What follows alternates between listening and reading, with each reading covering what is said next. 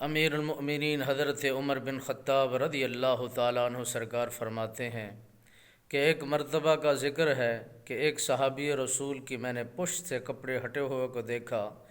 اور اس کی پشت پر سفید رنگ کے زخم مجھے نظر آئے، تو میں نے قریب جا کر کے پوچھا، اے جوان، اے صحابی رسول، یہ بات کیا ہے؟ یہ تمہارے پشت پر زخم اور نشانات کس چیز کے ہیں؟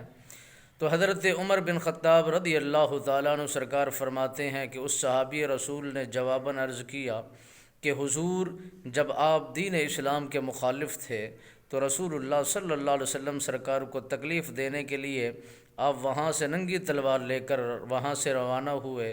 تو ہم رسول اللہ کے حبدار و وفادار اپنی جان کے نذرانے پیش کرنے کے لیے ہر وقت تیار ہویا کرتے تھے، اور مشرکین مکہ کا یہ دستور تھا، مشرکین مکہ کی یہ عادت تھی کہ جب بھی وہ مسلمانوں کو دیکھتے انہیں ظلم و زیادتی کا نشانہ بناتے اور انہیں پھر زمین پر لٹا دیا کرتے تھے، پتھروں کی چٹانوں پر لٹا دیا کرتے تھے، انگاروں پر لٹا دیا کرتے تھے۔ اور حضرت عمر بن خطاب رضی اللہ تعالیٰ عنہ سرکار فرماتے ہیں، اس صحابی رسول نے بتلایا، میری پشت سے چربی نکل کر کئی اس طرح کی آگ کو بجھایا، اس نے انگاروں کو بجھا دیا اور اس کی تپش کو ختم کر دیا۔ وہی نشان میری کمر پر آج تک موجود ہیں، اور دین اسلام کی اس